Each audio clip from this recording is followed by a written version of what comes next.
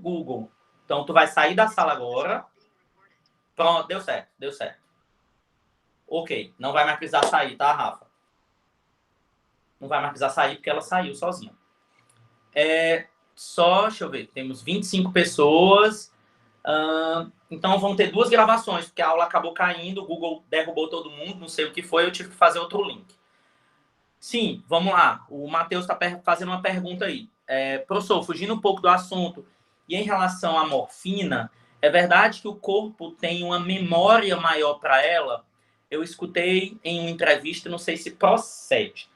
Depende do que você está querendo dizer com memória, né? O que é memória? Tipo assim, o corpo se acostuma com ela mais facilmente, ou você tem que ficar dando doses cada vez maiores para ter o mesmo efeito. Não é num próximo uso, mas quando você tem um uso, como é que chama? Crônico, você tem que ficar usando muito, isso pode acontecer, tá, Matheus? Só que aí, por que isso acontece? Porque o corpo, ele vai precisando, e vai criando mais receptores, e aí precisa de mais droga para conseguir ativar um número maior de receptores e você ter o efeito farmacológico. Isso é o, entre aspas, se acostumar, tá certo? Isso, acontece, Matheus. Isso aí é o fato de que a gente diz que o corpo ele tá menos sensibilizado àquele fármaco. Então, eu preciso de mais fármaco para conseguir sensibilizar o corpo novamente. Isso acontece com uma grande quantidade de fármacos. A morfina é um deles. A gente não está falando especificamente agora de fármacos benéficos ao organismo. Mas, por exemplo, isso é uma característica de todos os fármacos opioides. Qual é um dos fármacos opioides mais famosos que a gente conhece, além da morfina? Que ele não é utilizado mais de forma medicamentosa, ou seja, não é mais utilizado hoje como medicamento, mas já foi utilizado como medicamento e é um opioide, a cocaína. A cocaína, ela é uma substância derivada do ópio, e aí, quando a pessoa ela é viciada em cocaína, ela tem que cada vez mais utilizar uma quantidade maior, porque ela vai ficando resistente àquela droga que ela utilizou antes, não é verdade? Já ouviram falar isso? Então, é exatamente por isso. É uma característica muito forte dos opioides. Essa situação em que a pessoa ela vai criando resistência àquele medicamento. Certo? Então, vamos lá, continuar.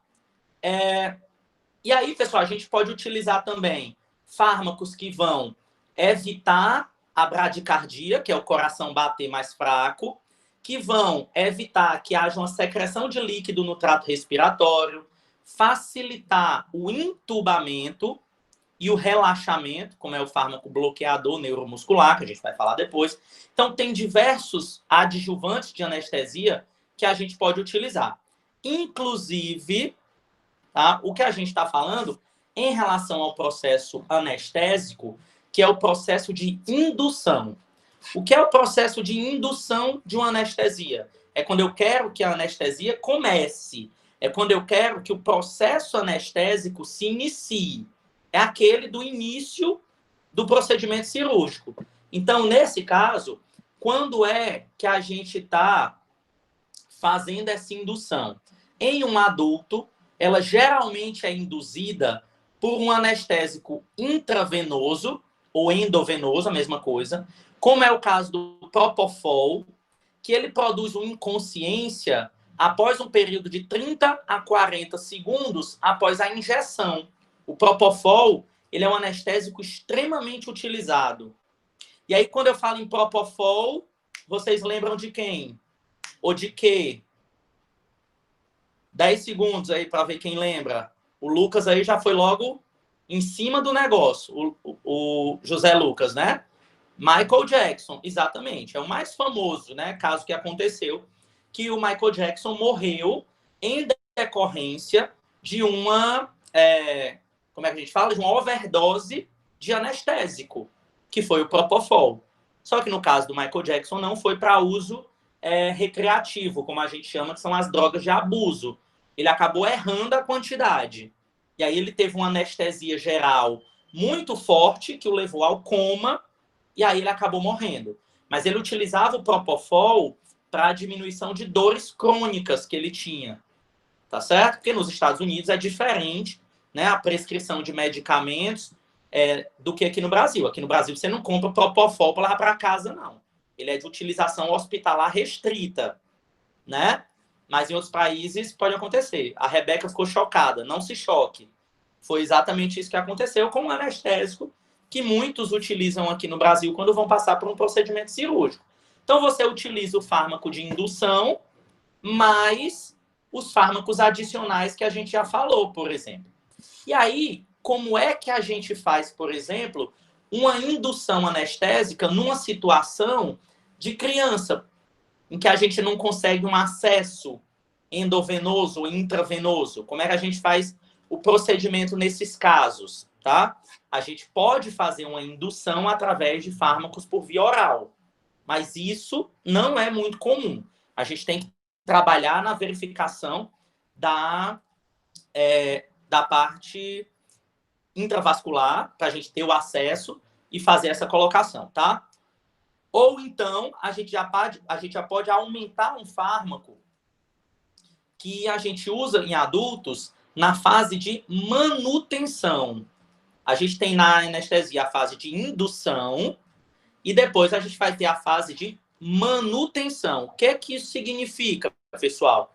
Que eu já induzi a anestesia, o paciente ele já está anestesiado e eu tenho que manter aquela característica cirúrgica durante todo o... Perdão, troquei as bolas. Eu tenho que manter aquela característica de anestesia durante o procedimento cirúrgico.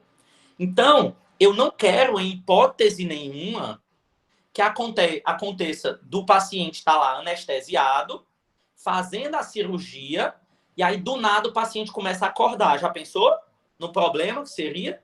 Então, a gente fica mantendo a anestesia naquela fase de manutenção, porque a indução já aconteceu. E a fase de manutenção, geralmente, é como eu mantenho essa anestesia através de anestésicos voláteis, mais os fármacos opioides, que são muito utilizados. Professor, como assim? Um anestésico volátil? O que é que isso significa, meu povo? O que é que significa um anestésico volátil? Bora nós. Bora, Matheus. Matheus hoje está muito calado. O Matheus Medeiros.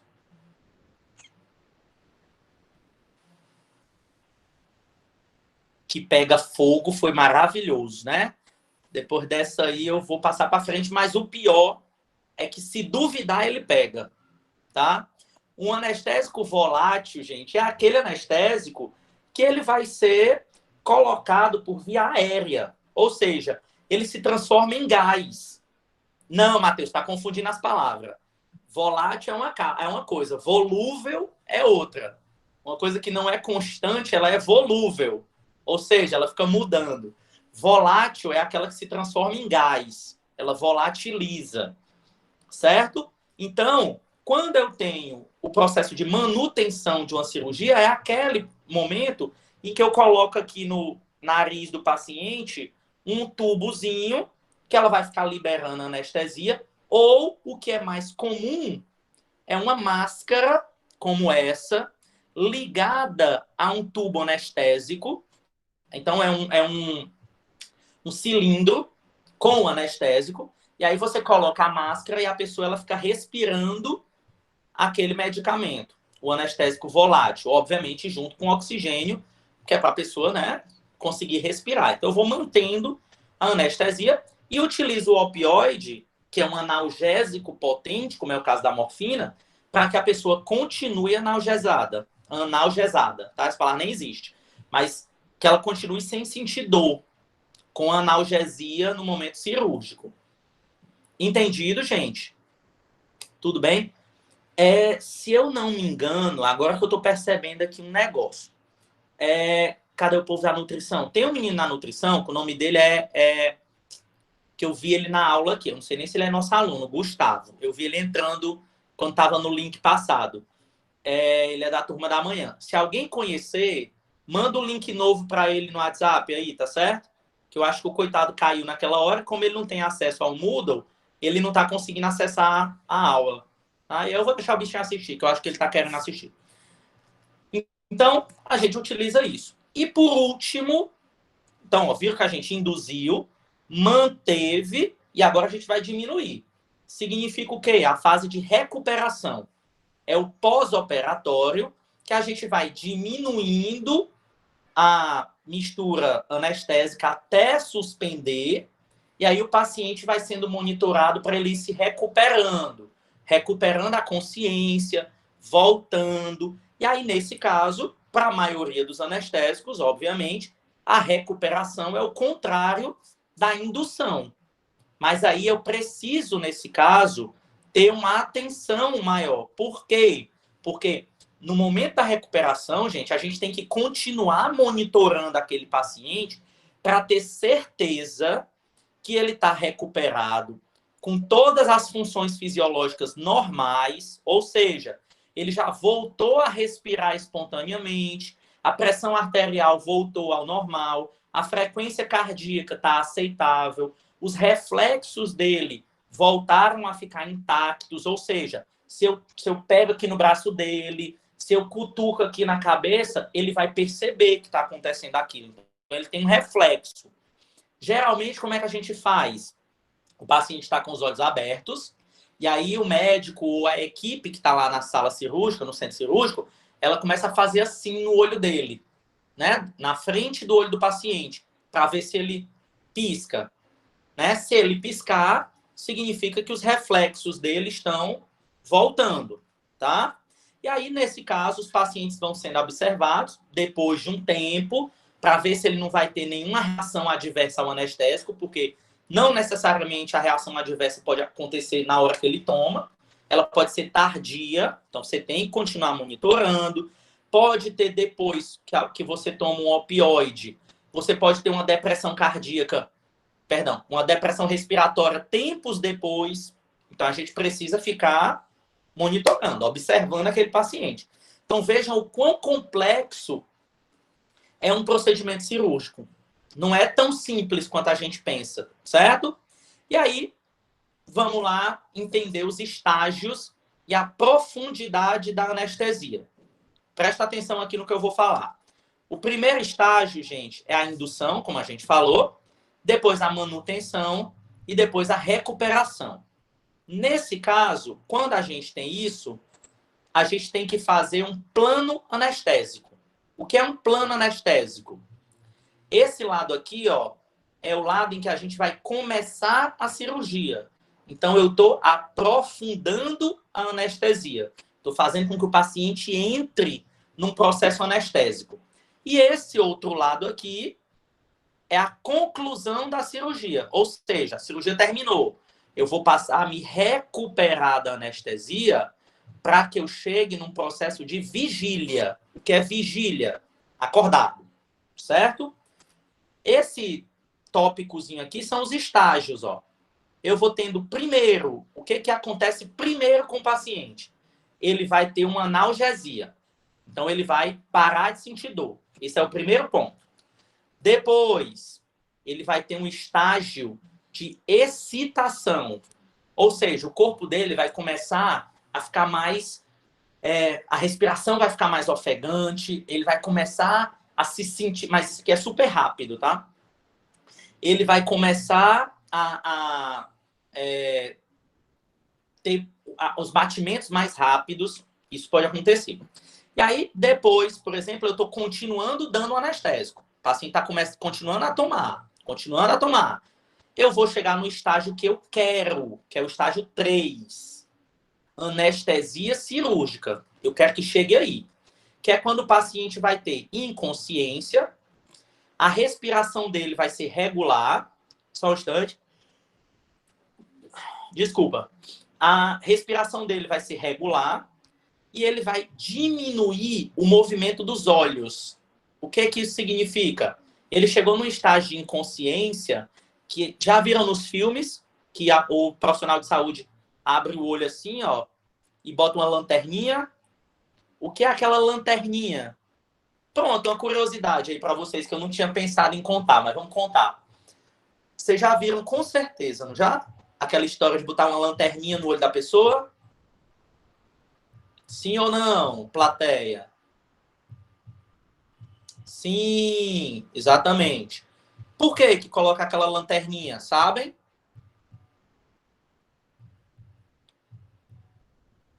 Aí a plateia diz, não. Sabe por quê?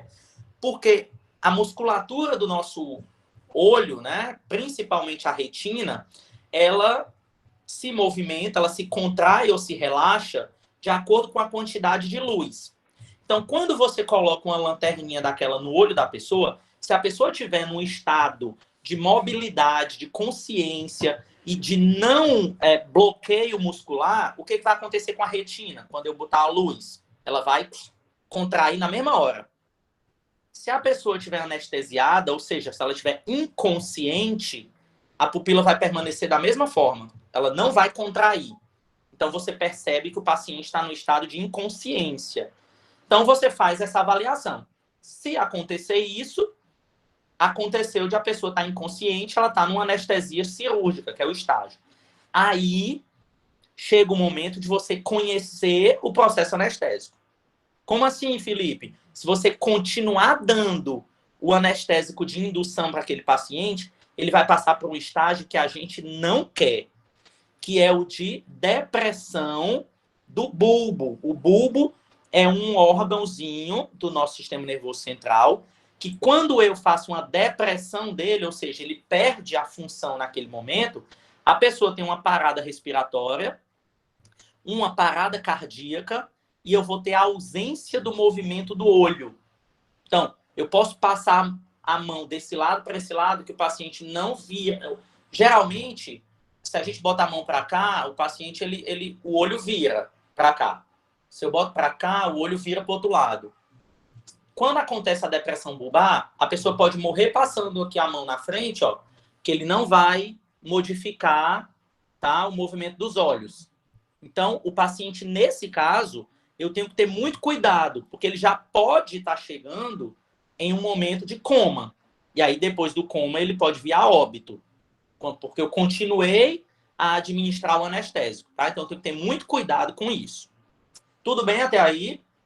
Então, viram que nada mais, o plano anestésico nada mais é do que eu tentar aprofundar no paciente o estado de inconsciência, mas sem extrapolar para uma depressão bulbar. Eu não quero que passe do ponto. Eu quero que ele permaneça no estágio de anestesia cirúrgica. Tudo bem, gente? Se alguém não tiver entendido isso, me fale, porque agora a gente vai passar para os medicamentos. Na realidade, para os fármacos. A gente vai começar a falar dos fármacos agora. Entendido?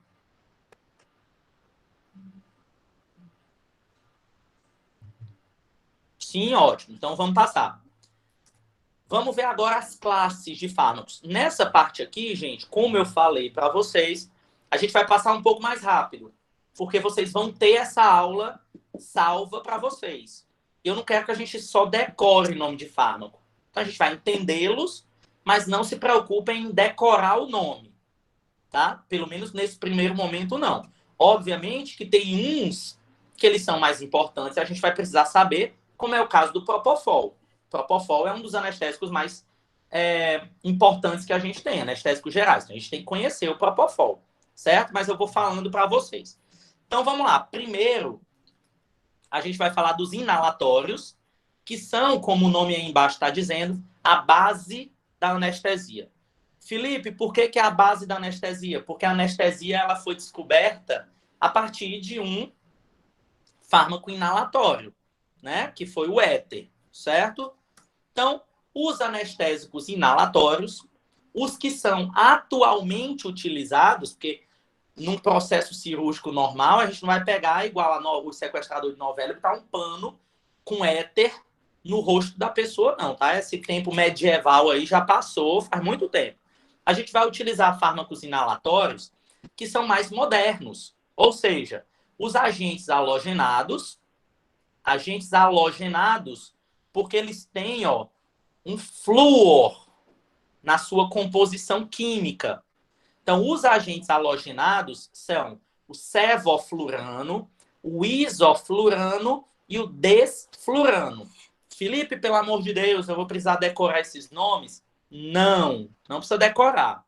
Eu só quero, gente, que vocês, ao escutarem, por exemplo, o nome sevoflurano, isoflurano, vocês consigam identificar que eu já escutei aquilo ali em algum lugar. Eu acho que é um anestésico inalatório. Então, você vai e pesquisa sobre ele.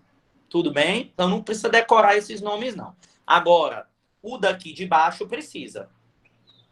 Um gás inorgânico altamente utilizado, que é o óxido nitroso. A fórmula química dele é N2O. Ele é inorgânico. Ele não é uma molécula orgânica, ele não tem carbono.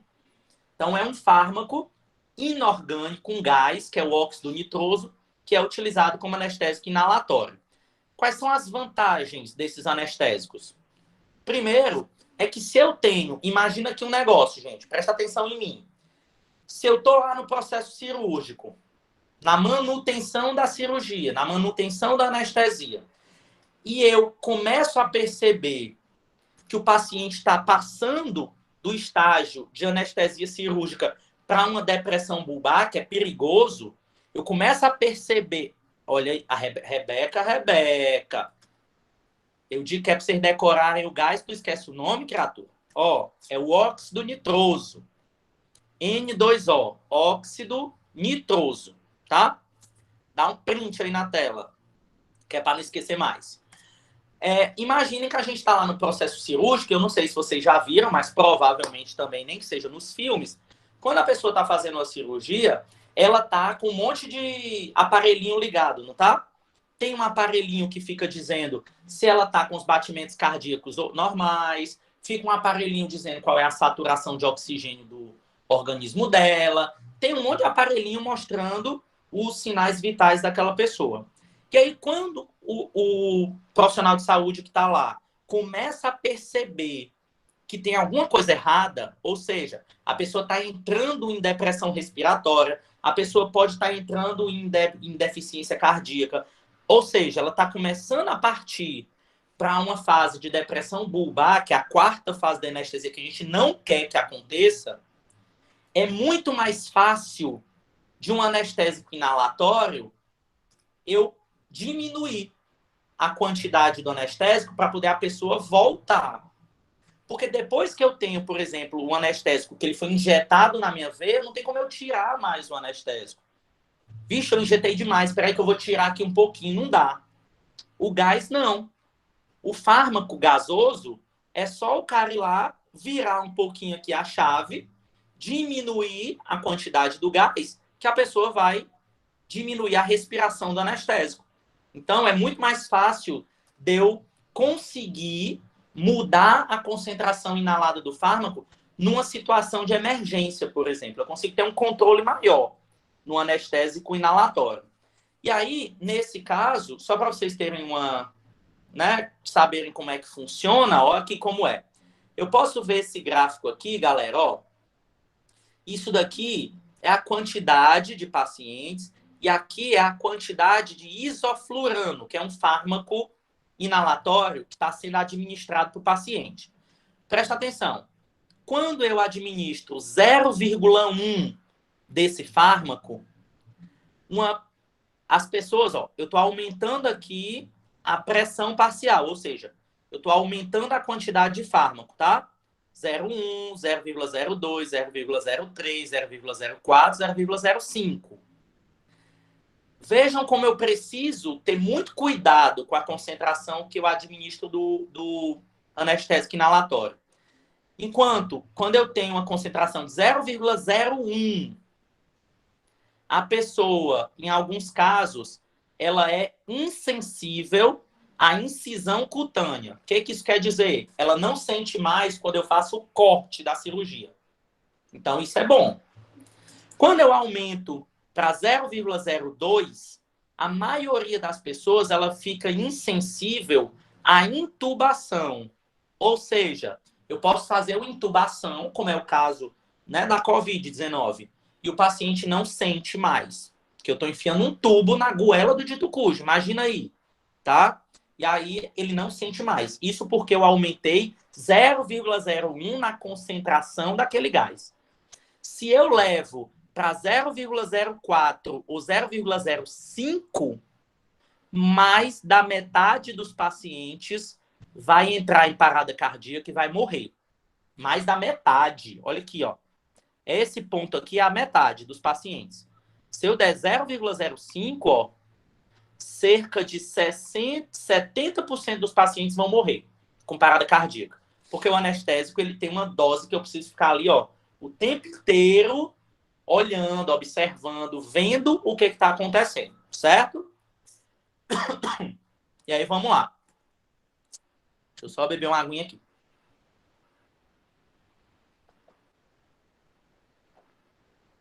E aí, na aula, pessoal, de farmacocinética, teve alguém que me perguntou, não lembro se foi o Matheus, que me perguntou assim, professor, me diz aí um fármaco que ele é excretado por uma via que não é a renal. Tá aqui o exemplo.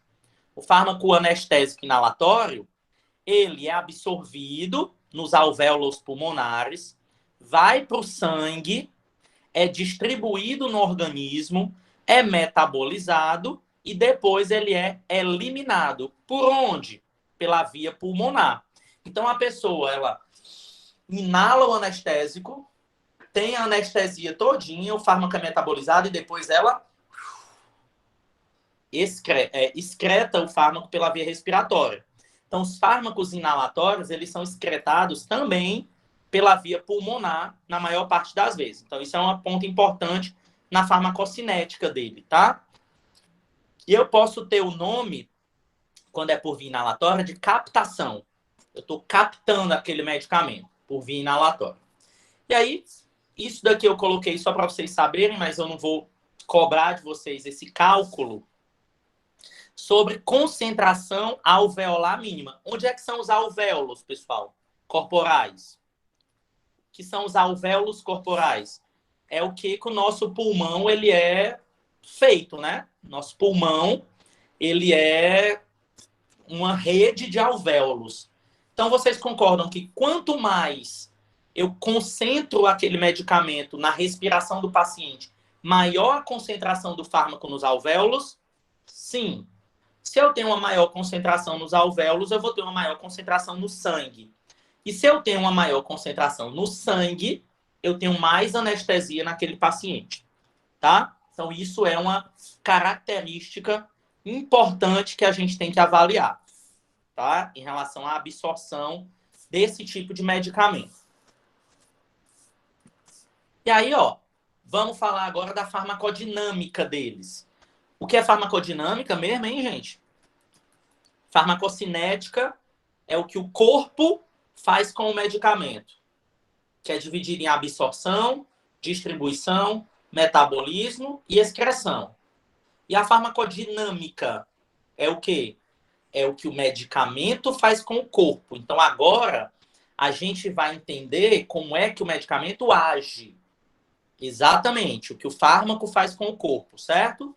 Então, os anestésicos inalatórios, eles atuam no sistema nervoso central. Só, gente, que ele tem um monte de teoria para a ação farmacológica dele. Só que nós ainda não temos a certeza absoluta de como é que eles funcionam. Porque tem gente que acha que eles não são mediados por receptores, então ele não precisa se encaixar no receptor para ter ação farmacológica. E tem alguns deles, tá, que precisam ou que imaginam que ocorre uma interação desses anestésicos inalatórios com proteínas que tem na membrana das nossas células. E aí essas proteínas das nossas membranas acabam abrindo ou fechando, fazendo com que a célula perca a sua capacidade normal de metabolismo, do seu dia a dia, do que ela faz normalmente. Então, se a célula perde essa capacidade, ela fica anestesiada, ela fica parada. Se ela fica parada, ela perde a sua função e aí o corpo não sente. No caso das células sensitivas, por exemplo, das células que causam dor, dos nervos que são responsáveis pelos sentidos do nosso corpo. Então, uma das coisas que a gente imagina é que o fármaco inalatório, ele modifica os canais, que são proteínas que tem na membrana das nossas células. Com essa modificação, a célula para. Ela perde a capacidade de sentir, dos sentidos normais, principalmente quando a gente está falando de nervos, células neuronais. Então, ela fica parada e a gente perde a capacidade de sentir alguma coisa, algum impulso.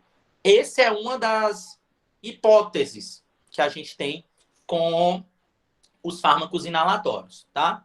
E aí, presta atenção nisso daqui, para tudo que vocês estão fazendo, porque a gente vai falar sobre isso aqui praticamente em todos os fármacos relacionados ao sistema nervoso.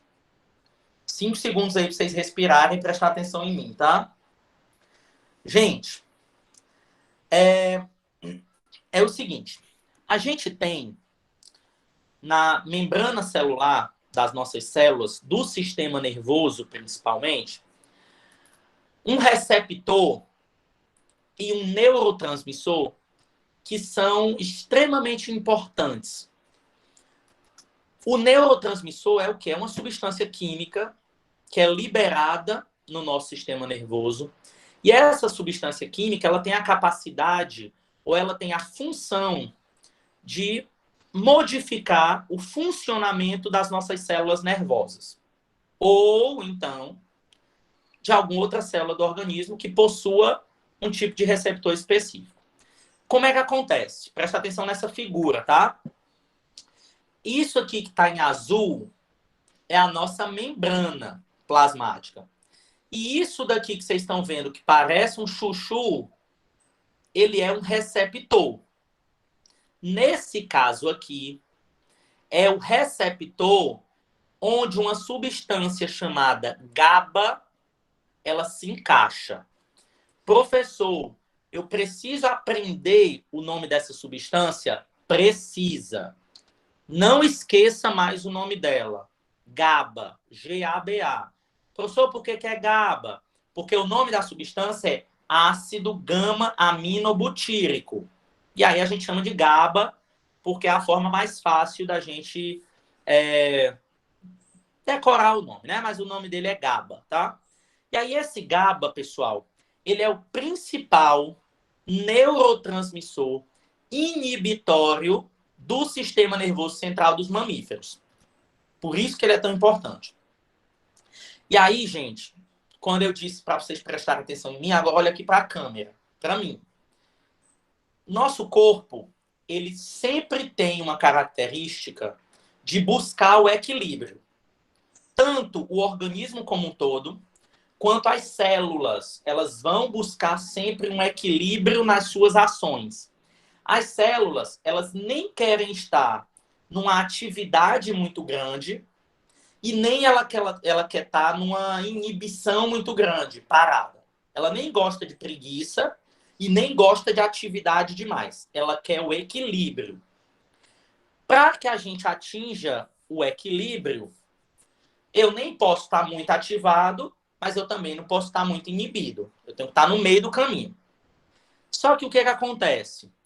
Pode ser que alguma substância, sei lá, pode ser endógena ou pode ser de fora do corpo, eu acabei me alimentando e tomei, e isso, aquilo, um café, sei lá o quê.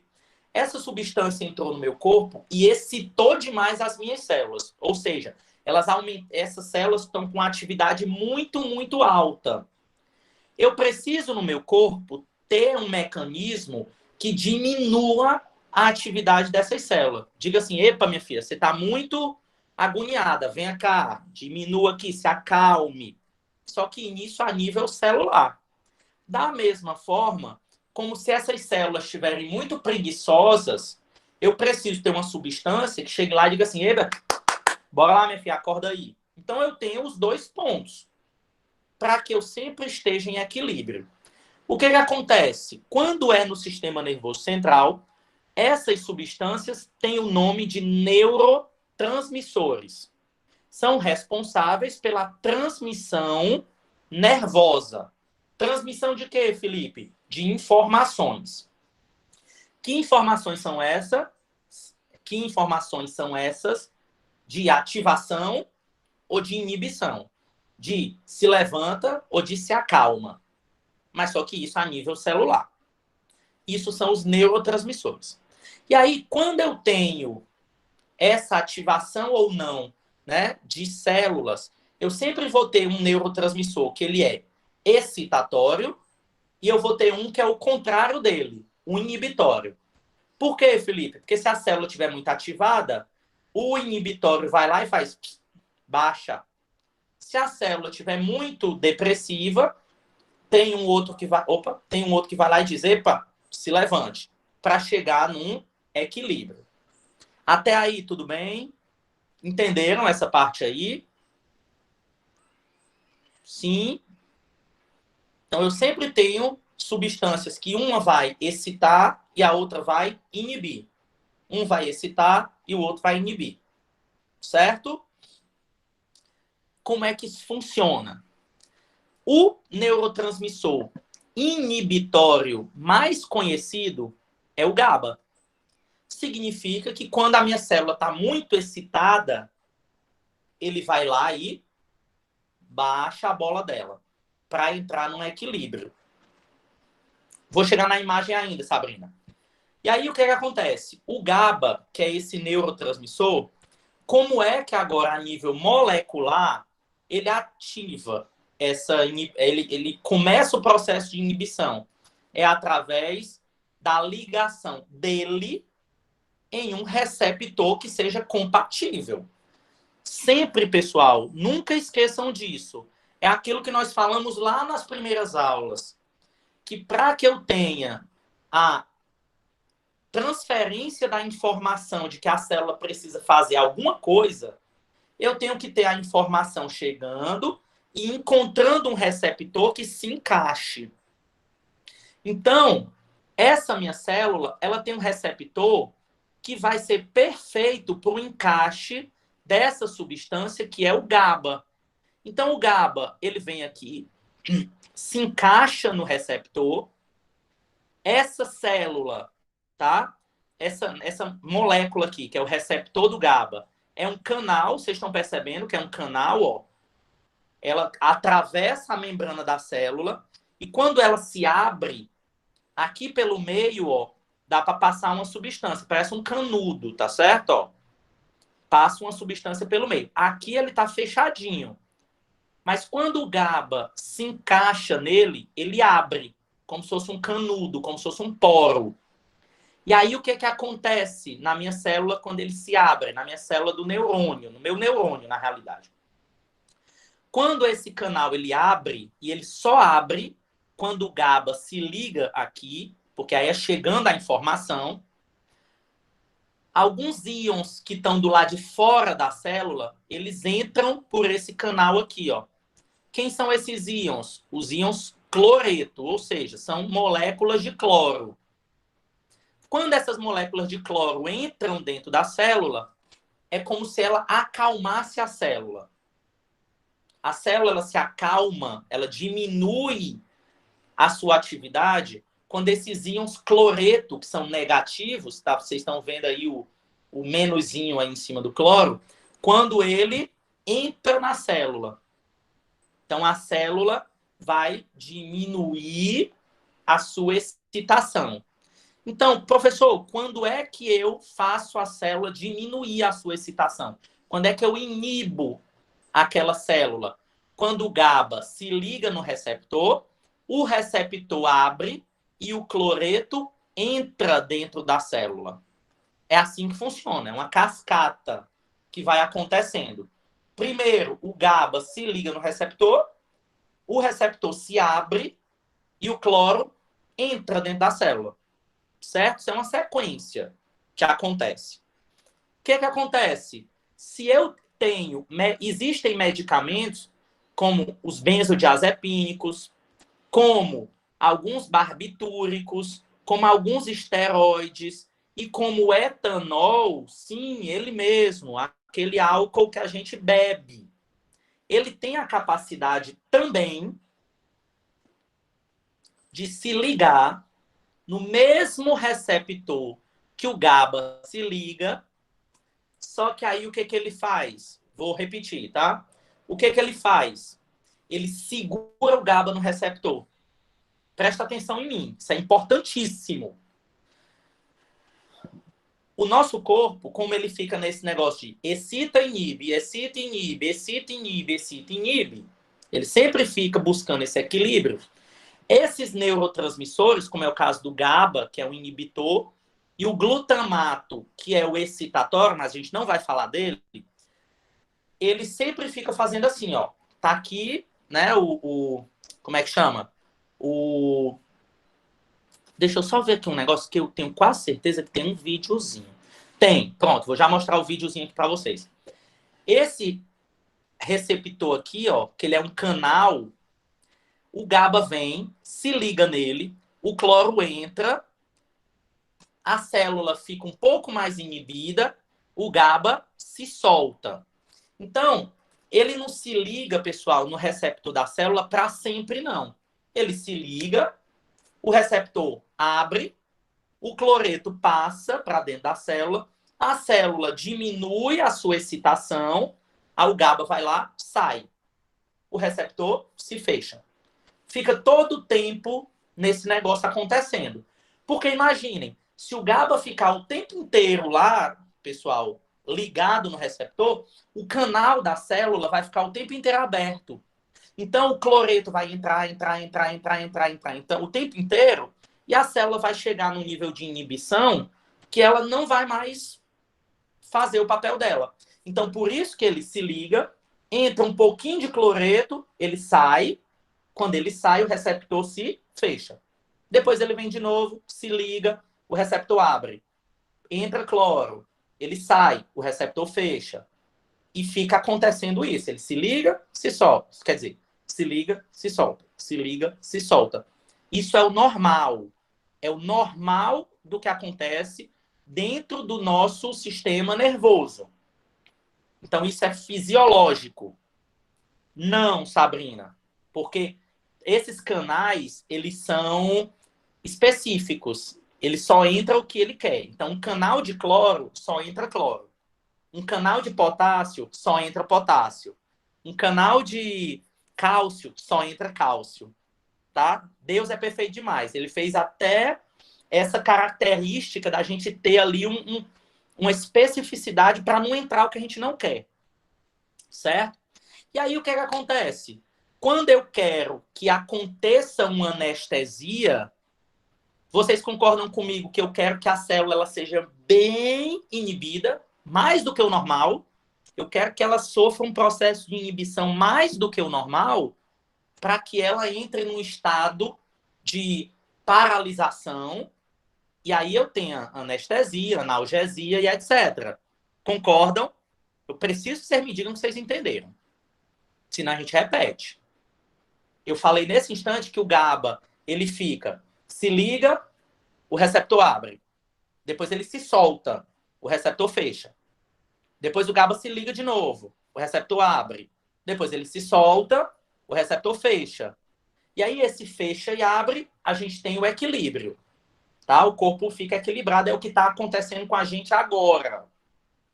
Só que eu preciso, no momento de uma anestesia, desequilibrar o corpo. Eu preciso desequilibrar essa excitação ou inibição das células para baixo. Eu quero que ela seja inibida, eu quero que ela sofra um processo de depressão.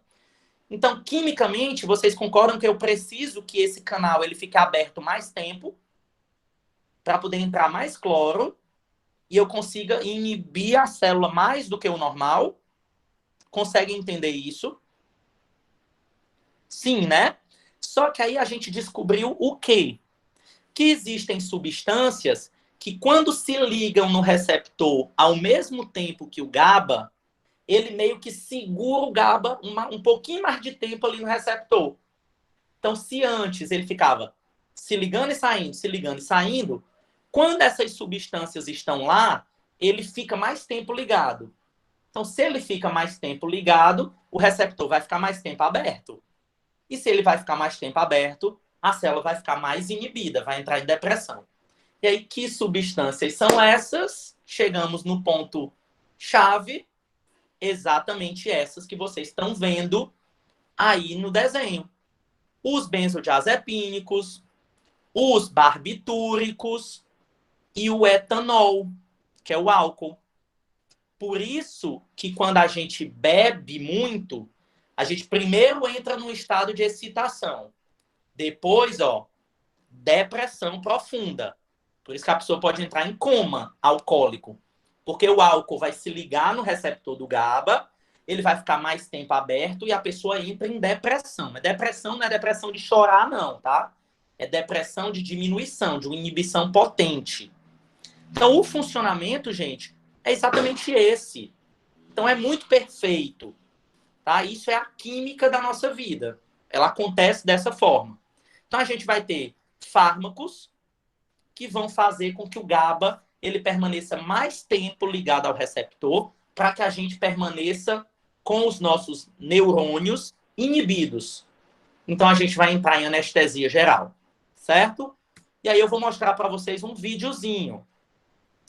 Esse videozinho aqui, gente, na realidade, da última vez que eu mostrei esse vídeo, o YouTube conseguiu perceber que o vídeo estava passando e derrubou minha aula ao vivo, tá certo? Então, eu vou passar para vocês só no final, depois que a gente tiver parado a gravação, tá? Porque senão a aula vai cair de novo. Opa, passa aqui. Pronto. Então, essa figurinha aqui, como é legal, ela... Ixi, cai aqui, peraí. Deixa eu voltar para cá. Pronto. Olha essa figurinha como é legal. Sem o anestésico, que é a situação normal do nosso organismo, olha o que acontece. O GABA se liga no receptor, a célula tem o seu canal aqui aberto, o cloreto, que é negativo, ele entra dentro da célula, fazendo com que a parte interna da membrana permaneça negativa, com carga elétrica negativa, porque tem muito cloro dentro. Se tem muito cloro dentro, tem pouco cloro fora, porque ele entrou todinho. Então, dentro fica negativo e fora da célula fica positivo. Quando eu tenho um anestésico, aqui o GABA se liga e depois o GABA sai, na mesma quantidade. Tanto é que as linhas aqui são iguais. Quando eu tenho um anestésico, a ligação do GABA ela demora mais tempo. Ela fica aqui mais tempo. Tanto é que a linha de saída ela é mais fininha. Então, eu vou ter mais cloro entrando. Se eu tenho mais cloro entrando, a parte interna da membrana vai ficar mais negativa do que o normal. Se ela está mais negativa do que o normal, ou seja, se ela está hiperpolarizada, a célula entra em depressão. Então, por isso que a presença do anestésico ele é super importante para manter o GABA mais tempo ligado. E se o GABA está mais tempo ligado, o canal de cloreto fica mais tempo aberto. Então, entra mais cloro e o cloro inibe a célula porque ele tem carga negativa. Sabrina está perguntando aí, o cloreto só inibe? Sim.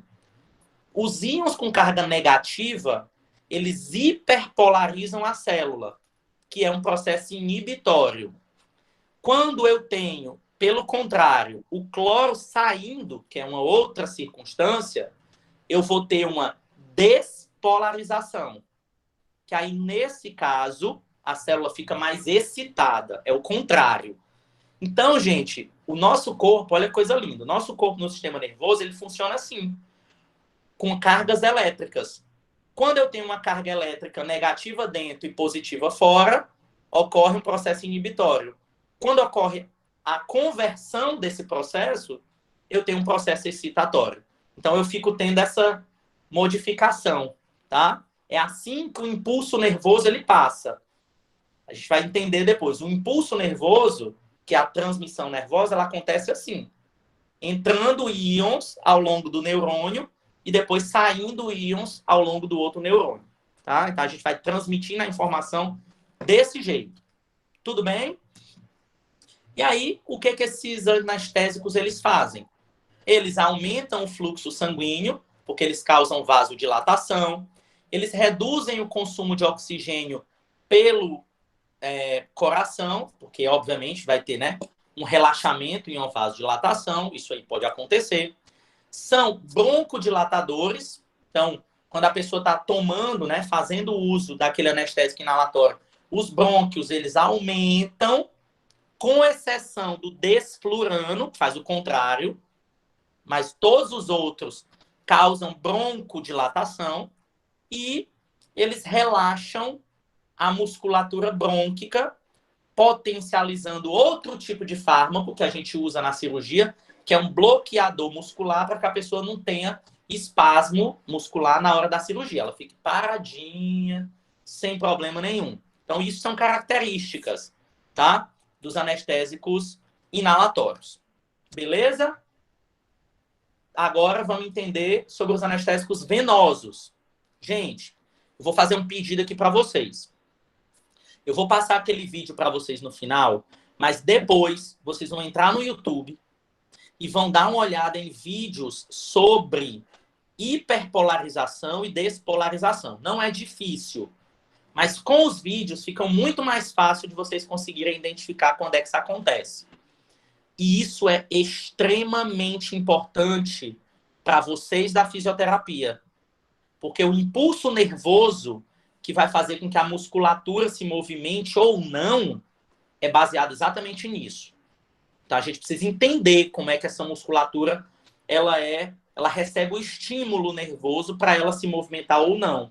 Certo? Para o pessoal da fisioterapia aí, fica a dica que isso é muito importante vocês darem uma olhada.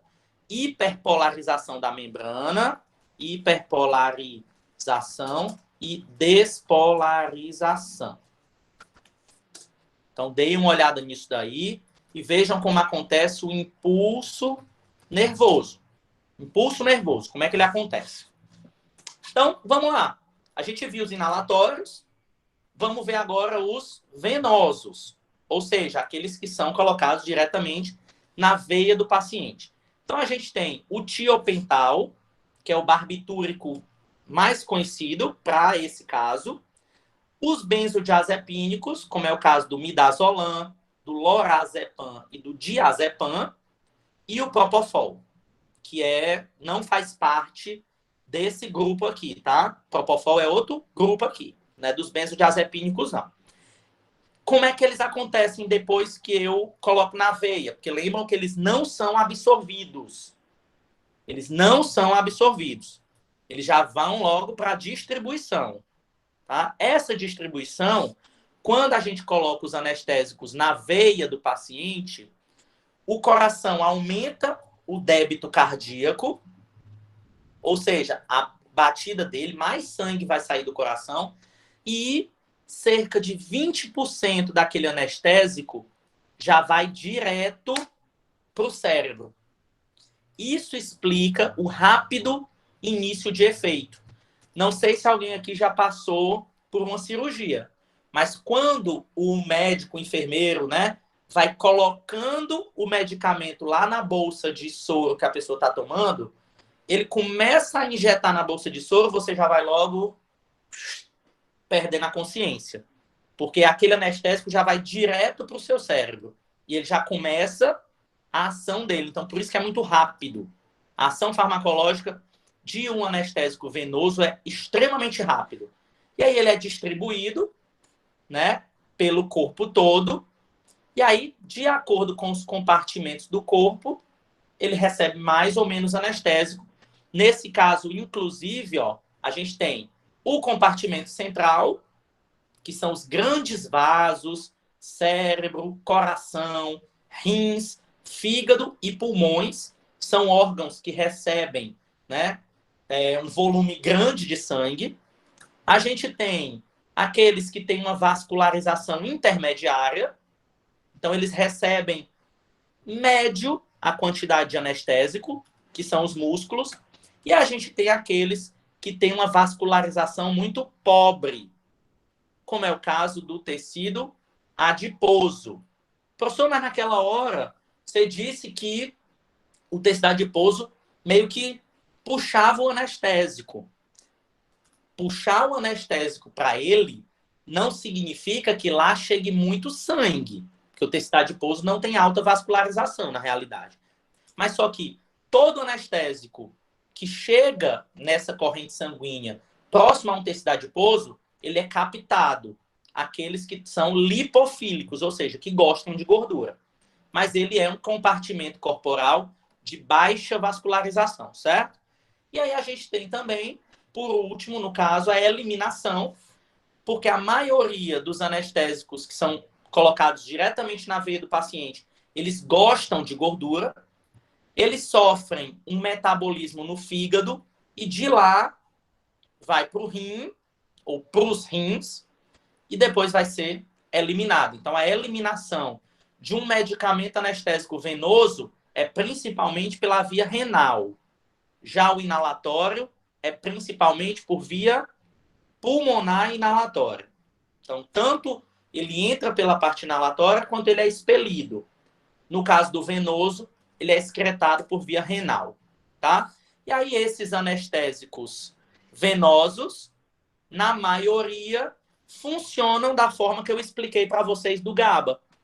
O anestésico entra na corrente sanguínea, vai para o sistema nervoso, se conecta no receptor do GABA, que é o principal inibidor do sistema nervoso central, e aí ele age sobre o receptor do GABA, inibindo aquela célula, certo? É principalmente assim que ele funciona. Beleza, gente?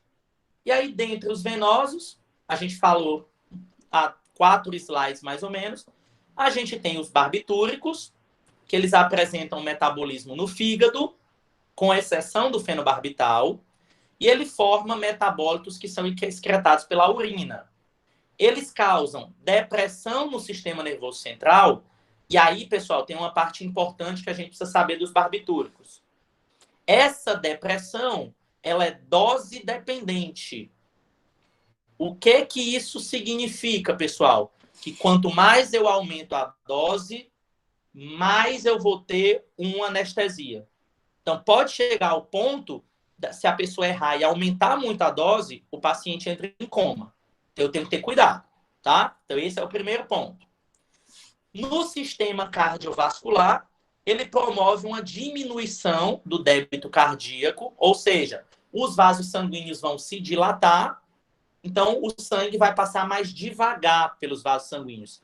Então, eu vou ter uma diminuição do fluxo de sangue pelo corpo. Isso acontece com os barbitúricos no sistema cardiovascular. No sistema respiratório, eles causam depressão respiratória, dose dependente. Sempre que eu disser dose dependente, significa que quanto mais eu aumento a dose, mais a depressão acontece. Certo? Dose dependente significa isso. E aí, pessoal, eu diminuo a frequência respiratória e o volume de sangue corrente. Isso significa o quê? Se eu errar o processo, a pessoa pode entrar em óbito porque vai ter diminuição da respiração. Esses medicamentos, inclusive, os barbitúricos, como é o caso do fenobarbital, são muito utilizados por pessoas que querem cometer suicídio, porque ele é dose dependente. Então, quanto mais a pessoa toma, mais ela vai entrar no estado de anestesia, que depois passa para coma, que depois passa para morte. Por isso que os barbitúricos são muito problemáticos. Eles são um grupo de fármacos que a gente tem que ter muito cuidado. E aí a pessoa, quando quer cometer suicídio, por exemplo, ela toma logo cartela todinha, um monte de barbitúrico ao mesmo tempo, porque como ele é dose dependente, ela aumenta a dose e aí entra em coma e aí pode vir a óbito, né? Então a gente tem que ter cuidado com esses fármacos, tá? Já os benzodiazepínicos, que é um outro grupo, que na aula que vem a gente vai falar sobre a prova, na outra aula a gente vai entrar nesse grupo. Então não fiquem com medo, porque a gente vai falar bem direitinho a diferença dos barbitúricos para os benzodiazepínicos. Os benzodiazepínicos, eles são fármacos mais modernos do que os barbitúricos. eles são mais seguros. Eles praticamente funcionam para a mesma coisa. Mas os benzodiazepínicos são mais seguros do que os barbitúricos. Então, por exemplo, em caso de pessoas que tentam suicídio, é mais difícil ela conseguir se ela tentar com benzodiazepínico do que com barbitúrico, porque ele é um fármaco mais seguro, tá? Ele é mais moderno. Esses benzodiazepínicos, eles são principalmente utilizados pelo efeito ansiolítico, porque ele causa uma diminuição da ansiedade. E ele também, tá? Ele causa amnésia e ele diminui processos convulsivos. Certo, gente? Então, os benzodiazepínicos acontecem principalmente esses fatores e por isso que eles são muito utilizados. Mas, no sistema nervoso central, ele diminui o fluxo de sangue, então chega menos sangue no cérebro. Se chega menos sangue no cérebro, a pessoa tem uma sonolência maior. A gente falou, inclusive, sobre isso na aula de interação nutricional, porque, quando eu disse, depois do almoço, a gente tem sono, porque diminui o fluxo de sangue no cérebro. Vendo como tudo se encaixa, as coisas estão sempre, ó, uma pareada com a outra, né? Já no sistema cardiovascular, ele pode causar uma leve queda da pressão arterial e no sistema respiratório, ele provoca uma depressão mínima na ventilação. Enquanto o barbitúrico, ele provoca uma depressão dose-dependente. O benzodiazepínico, não. Chega um momento que a pessoa, para conseguir ter uma parada respiratória, ela tem que tomar tanto benzodiazepínico que é praticamente a pessoa não consegue, tá? Então, por isso que ele é mais seguro, certo? Isso, gente, não se assustem que eu tô falando rápido. É porque são as classes. E aí, como a gente tem essas características no slide, eu tô só citando para vocês, tá bom? Mas não precisa vocês se assustarem, não. E por último, dos venosos, a gente tem o Propofol, que é o que eu falei para vocês lá do Michael Jackson, né? Que ele morreu por conta de uma overdose de Propofol.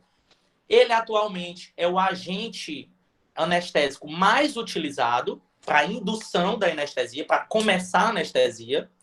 Por quê? Porque no sistema nervoso central, ele é um hipnótico, ou seja, ele dá sono. Quando na farmacologia a gente estiver falando de hipnose, não é aquele negócio que o Pyong faz, não, tá? Compre batom, não é isso, não. Hipnótico é aquele fármaco que dá sono. Então, é o que a pessoa toma para dormir. O Propofol, ele é um hipnótico, mas ele não é analgésico. Ou seja, eu nunca vou utilizar só o Propofol numa cirurgia, porque ele não causa analgesia na pessoa. Se eu usar só o Propofol, a pessoa vai dormir, mas ela vai continuar sentindo dor, certo? Então, eu preciso, né, fazer isso.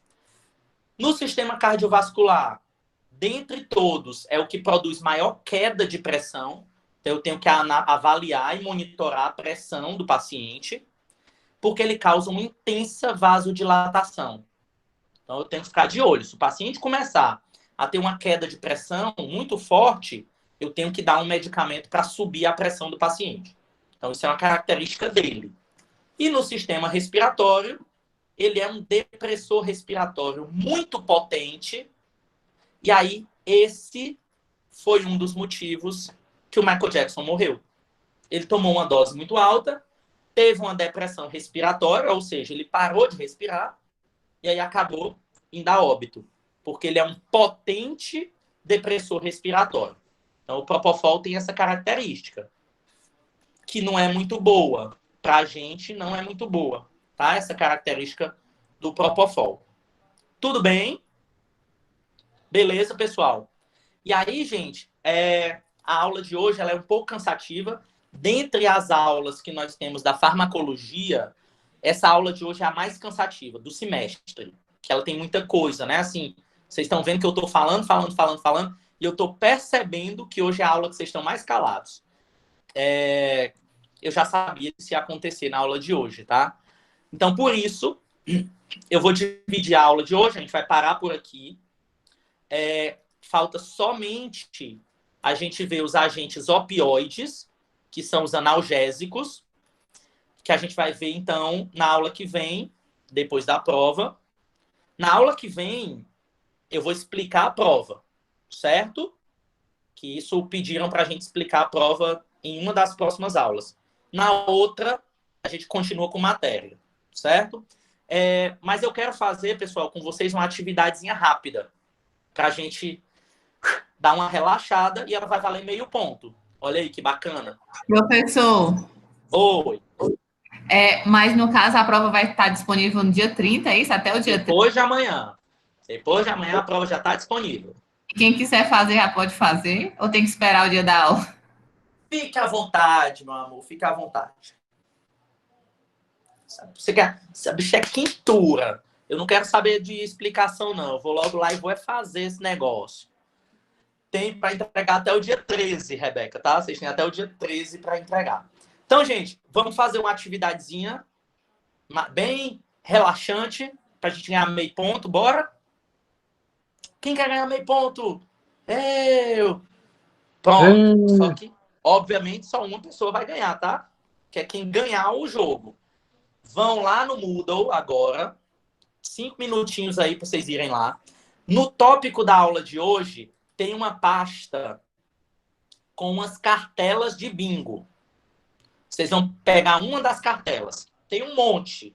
Vocês vão pegar uma. Vão lá. Acessem lá a nossa sala do Moodle. Tem um tópico da aula do dia 28/9. Aí lá vai ter uma pasta com várias cartelas de bingo. Vocês vão escolher uma.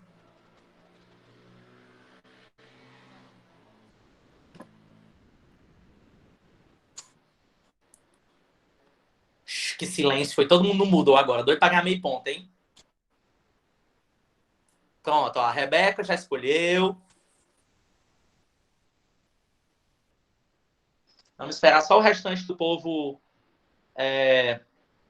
pegar aí, tá? Tô achando não, professor. Tá no tópico da aula do dia 28/9. Tem uma pasta. Aí tu vai abrir a pasta, aí dentro tem um monte de cartela. Cartela 1, 2, 3, 4, 5, 6, até a 20, se eu não me engano. Aí tu vai abrir uma delas só.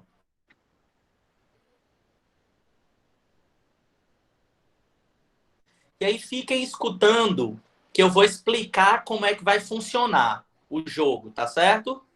É o seguinte, eu vou fazer algumas perguntas e essas perguntas, elas podem ou não estar relacionadas com o que vocês têm escrito nas cartelas. As cartelas são diferentes. Então, não compartilhe a cartela com o amiguinho, porque senão você vai estar dando a dica para ele, ele vai ganhar um meio ponto, você não vai. Então, guarde sua cartela, tá? O que acontece? Não é um jogo de sorte.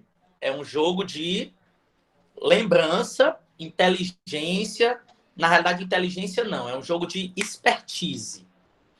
Eu vou falar algumas frases ou fazer algumas perguntas que a resposta pode ou não ser uma das palavras que tem nas cartelas de vocês.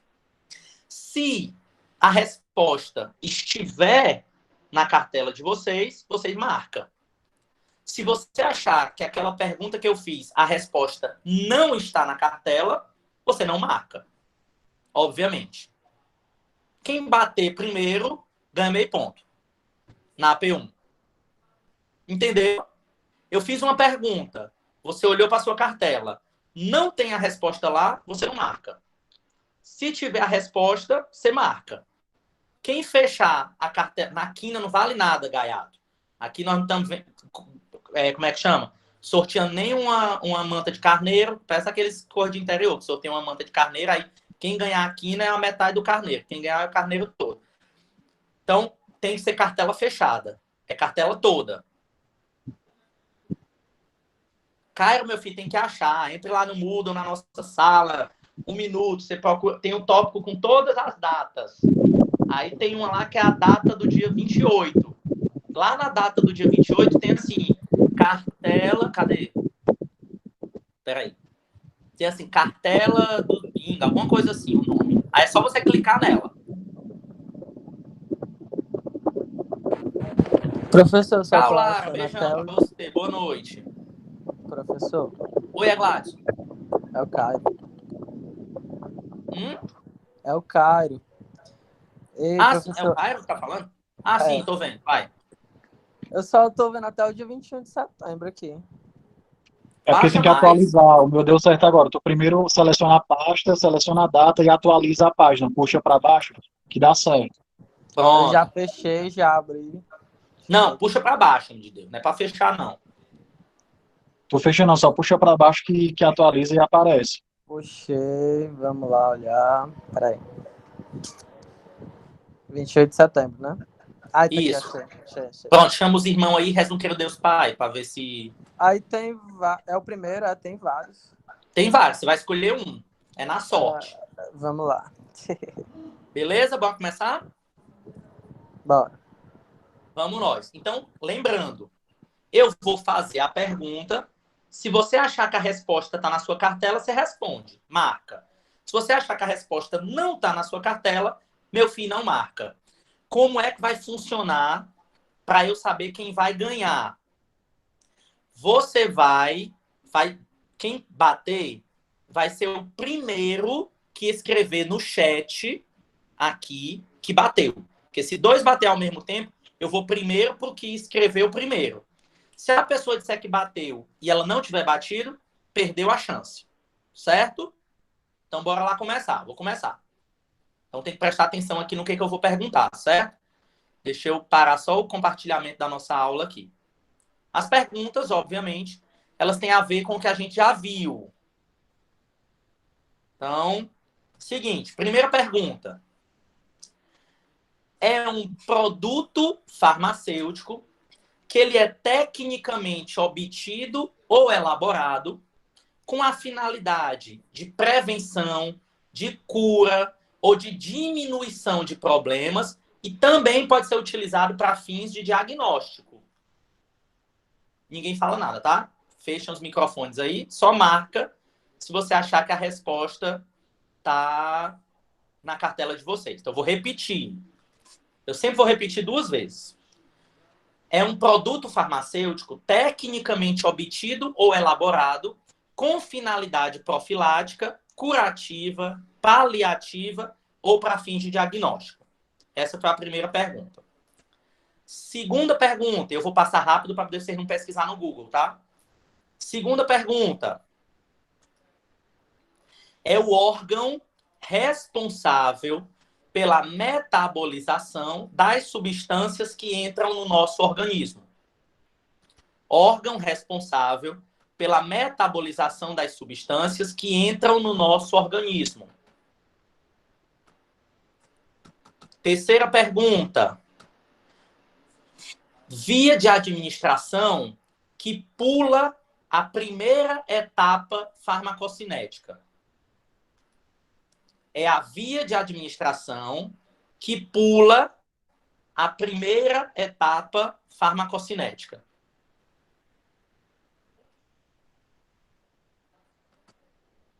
Próxima pergunta.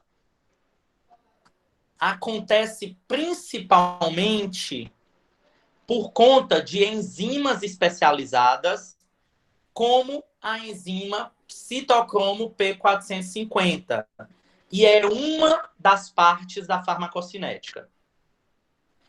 É uma das partes da farmacocinética e acontece principalmente através de enzimas como a citocromo P450. Próxima. É a área da farmacologia que estuda como o corpo reage à presença do fármaco. É o estudo da farmacologia, é a área da farmacologia, perdão, que estuda como o corpo reage à presença do fármaco.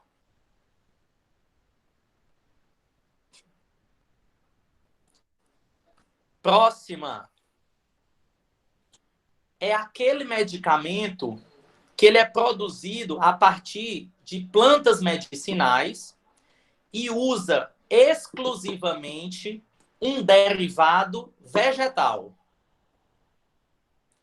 É aquele medicamento que ele é alcançado e produzido a partir de plantas medicinais, onde se utiliza exclusivamente um fármaco ou uma droga vegetal.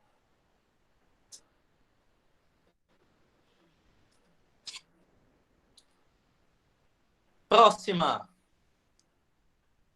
É a passagem de substâncias que acontece pela corrente sanguínea e é responsável pela ida dessas substâncias para o corpo todo. É a passagem das substâncias pela corrente sanguínea e é responsável pela ida dessas substâncias para o corpo todo. Eita, que o negócio está começando a fechar. Próxima. É a parte da farmacocinética que ocorre principalmente por via renal. É a parte da farmacocinética que ocorre principalmente por via renal.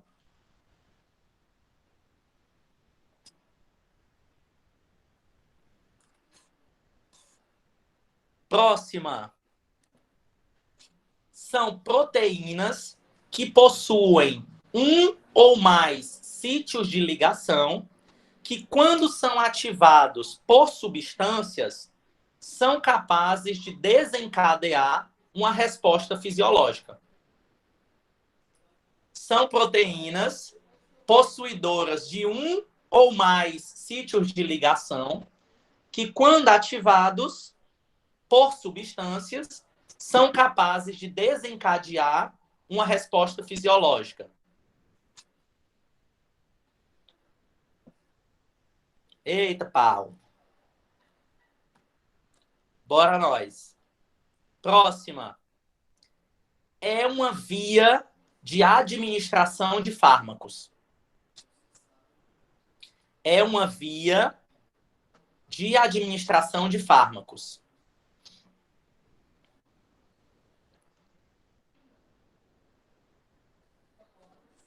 É o que a próxima. É o que o corpo faz com o fármaco. Está relacionado ao que o corpo faz com o fármaco.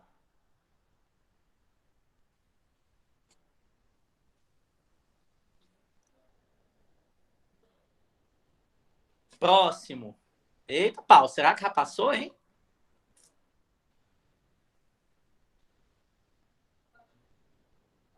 Próxima pergunta.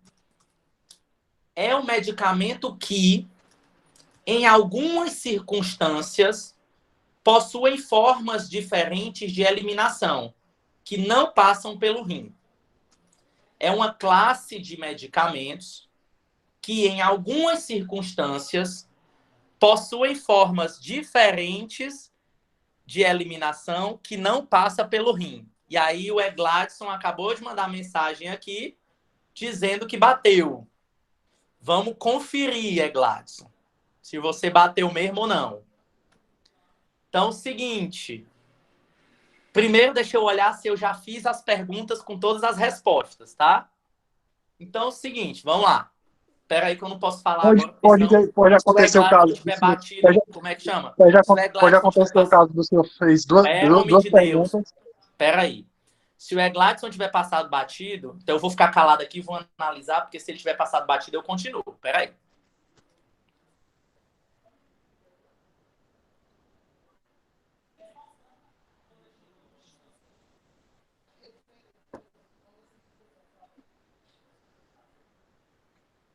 Passou batida, Egladson.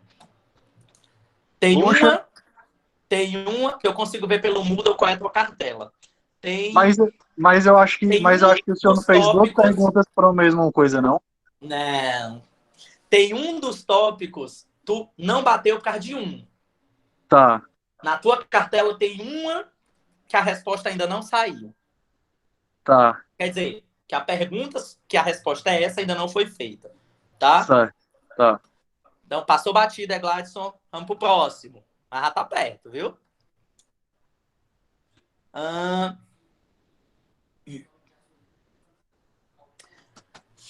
É a substância Não, na realidade, o Egladson não bateu por causa de duas.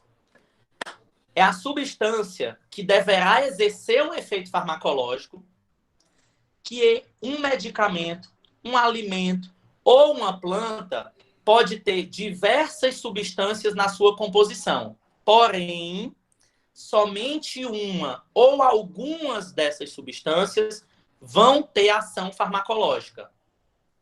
Repetindo, é a substância que deve exercer o efeito farmacológico. Um medicamento, um alimento ou uma planta medicinal pode ter várias dessas substâncias na sua composição, e eu já estou vendo que tem gente que acha que bateu. Porém, somente uma ou algumas dessas vão conseguir ter ação no organismo. Então, vamos lá. Primeiro a Ivana, depois a Sabrina. Vou dar uma olhada nas cartelas de vocês aqui. Peraí. Vamos lá, a Ivana foi a primeira que falou aqui, tá? Calma aí. A Érica também. Então, deixa eu pegar aqui as cartelas. Ivana passou batido. Tá faltando uma. Sabrina.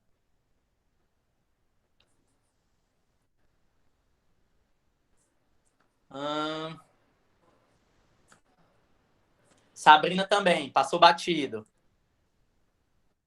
Érica.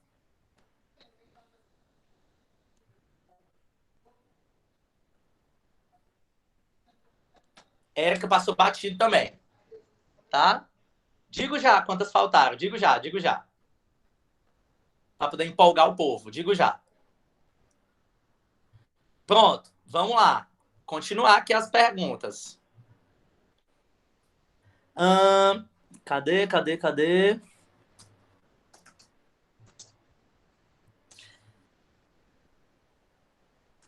Presta atenção na pergunta. Vamos nós. Vou continuar. Ainda faltam algumas. É a passagem das substâncias dos compartimentos corporais para o sangue atravessando uma membrana. É a passagem de substâncias de compartimentos corporais para o sangue atravessando uma membrana. Essa é a pergunta. Vamos para a próxima. Sabrina passou batido, bebê. Se tiver ido, já foi, tá? A outra. Deixa eu ver aqui. Deixa eu escolher outra.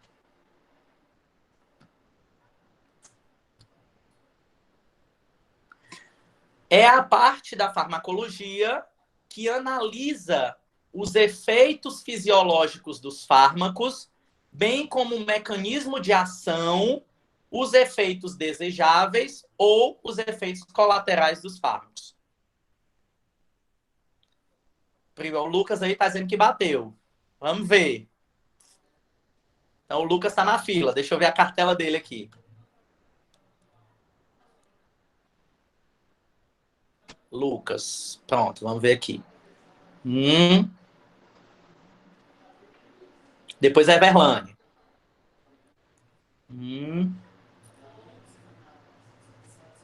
Temos um vencedor. Então, o Lucas bateu, viu? A Sabrina, naquela hora, estava faltando duas e a Érica estava faltando uma. Então, Lucas aí, ó, bateu. Bateu no bingo, tá? Vamos lá, vou dizer as respostas, tá? Vou dizer as respostas das perguntas, para vocês saberem. Eu vou dizer as respostas, Ivana, tá? E aí tu vai saber qual é a que ficou faltando. Então, vamos lá. Primeira, órgão responsável pela metabolização das substâncias que entram no nosso corpo. Fígado. Lembrando que vai ter resposta que vai ter na sua cartela e vai ter resposta que não vai ter, tá certo? Segundo, substância que deverá exercer o efeito farmacológico. Um medicamento, um alimento ou uma planta pode ter diversas substâncias na sua composição, porém, somente uma ou algumas vão ter ação no organismo. É o fármaco. Terceira, produto farmacêutico tecnicamente obtido com a finalidade profilática, curativa, paliativa ou para diagnóstico. Medicamento. A resposta. Quarta, medicamento que em algumas circunstâncias possuem formas diferentes de eliminação, não passando pelo rim. Medicamento anestésico inalatório é a resposta, que ele é pelo pulmão. Via de administração de medicamentos. Não, a primeira que eu coloquei antes foi assim: via de administração que pula a primeira etapa farmacocinética, endovenosa. Via de administração que pula a primeira etapa farmacocinética, é a endovenosa. Proteína possuidora de um ou mais sítios de ligação, que quando são ativados por substâncias, são capazes de desencadear uma resposta fisiológica. Receptor. Receptor, quando é ativado, ele desencadeia uma resposta fisiológica. Acontece etapa farmacocinética que acontece principalmente através de enzimas especializadas, como a citocromo P450. Metabolismo. Metabolismo. Via de administração de fármacos. Sublingual.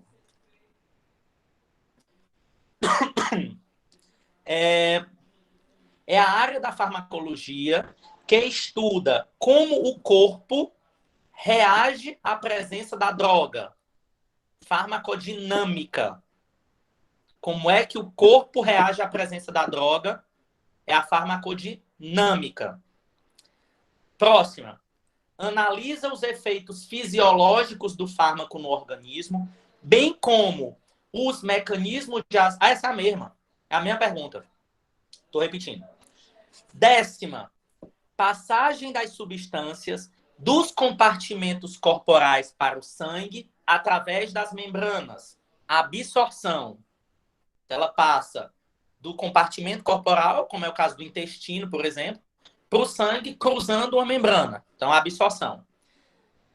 É aquele medicamento alcançado a partir de plantas medicinais, onde se utiliza exclusivamente a droga vegetal.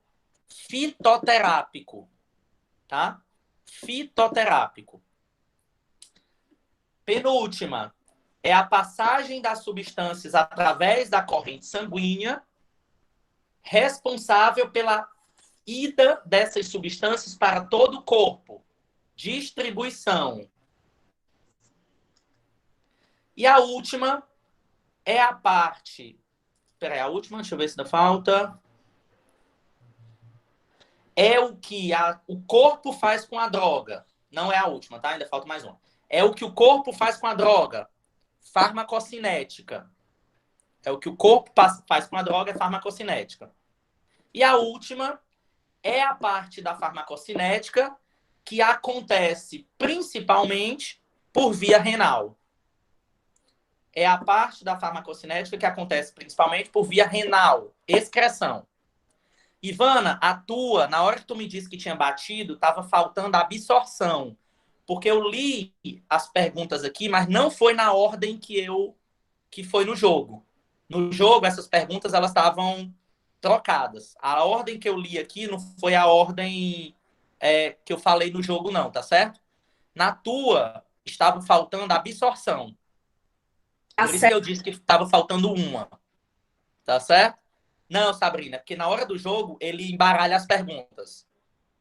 Professor, você ouviu eu dizendo que eu coloquei as respostas na ordem que o senhor fez as perguntas. E na hora que eu falei que eu tinha batido, foi exatamente na 13ª pergunta, do fármaco. Eu não sei qual foi a 13ª. Quem é que tá falando? Eu não vi quem é que tá falando. É a Ivana. Eu anotei tudo no meu caderno. Eu anotei aqui o que estava faltando em cada uma. A tua faltou absorção. A absorção foi uma das últimas perguntas que eu fiz. Tu não bateu por causa dela só. Na hora que vocês me diziam aqui, eu anotava qual era que tinha ficado faltando para vocês, tá? Exatamente para não ter problema. E teve alguém, deixa eu ver aqui quem foi. Teve alguém que eu olhei aqui. O primeiro foi... Quem foi que falou primeiro? Foi o Gladson. O Egladson tinha faltado absorção e tinha faltado sublingual na parte dele, tá? Beleza, gente? Então, já vou anotar aqui. Lucas se deu de bem. Então, cadê? Lucas se deu de bem, ganhou meio ponto, né? Para não... Deixa eu anotar aqui para não dizer que nós não fizemos, tá? Então, gente, ó, obrigado, boa noite. Né? No final da aula, a gente fez aí uma maneirazinha de... Não, terão outras, mas não vai ser o bingo, tá? Vai ser outro jogo. A gente vai fazendo um joguinho aí para vocês. Gente, e só antes de eu terminar... Professor, deixa eu dar aumenta o prazo do trabalho. Vou aumentar. Valeu. Por nada. Deixa eu dizer um negócio. Pediram para eu dar uma dica para vocês. Uma dica não, informação, tá? Antes da gente terminar. O vídeo pode ser animado? Pode, Érica. Fica à vontade. Não precisa vocês aparecerem, não. Se quiser fazer um videozinho de desenho animado, pode. A partir de outubro, nossas aulas, elas vão... Aí não fui eu, não, tá certo? Isso é uma determinação da faculdade. A partir de outubro, os vídeos das nossas aulas, eles vão ficar disponíveis por 1 mês. Depois ele vai sumir, tá? Os vídeos a partir de outubro, das aulas a partir de outubro.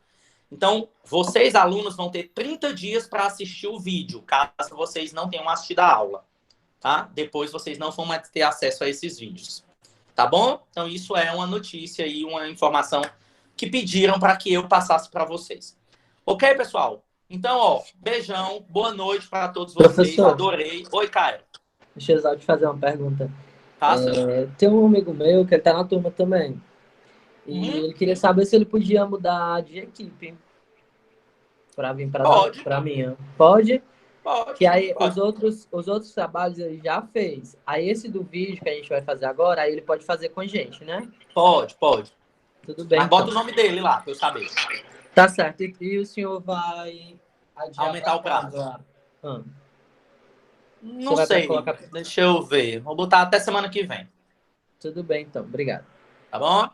Valeu, Boa gente. noite. Beijo, pessoal. Boa noite. Tchau, viu? Fiquem com Deus. Boa semana. Boa aula para todo mundo aí durante o resto da semana e boas provas. A gente se vê na semana que vem. Beijão.